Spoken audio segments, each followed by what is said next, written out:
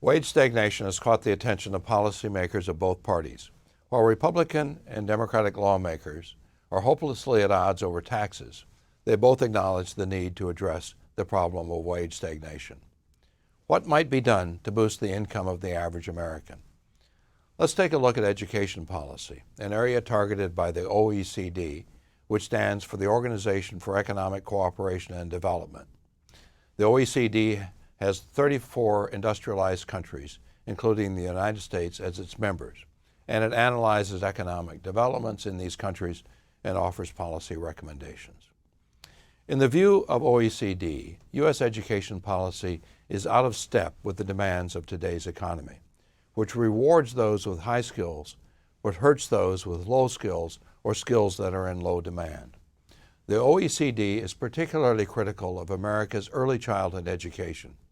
Although the United States spends more on primary and secondary education than the average OECD country, it spends significantly less on early childhood education, particularly for those from low and moderate income families.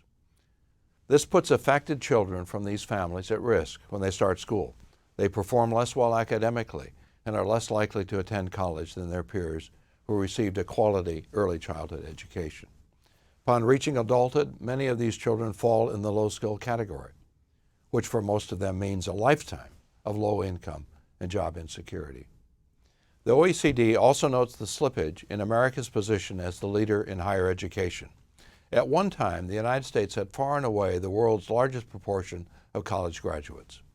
That position has been eroding, even though the income returns from a college degree in the United States exceed that of most OECD countries. The problem here, as the OECD sees it, is that the cost of college is now much higher in the United States than elsewhere.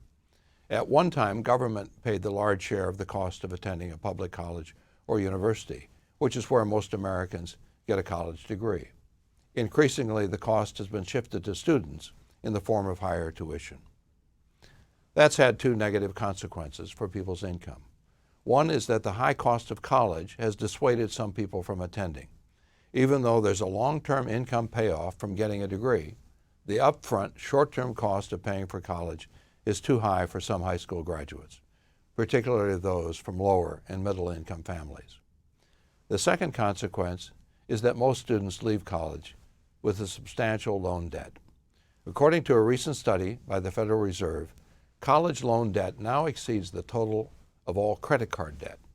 A consequence is that many young college-educated adults, instead of buying homes and cars, purchases that would improve their lives and help fuel the economy, are spending a large portion of their income in paying off college debt.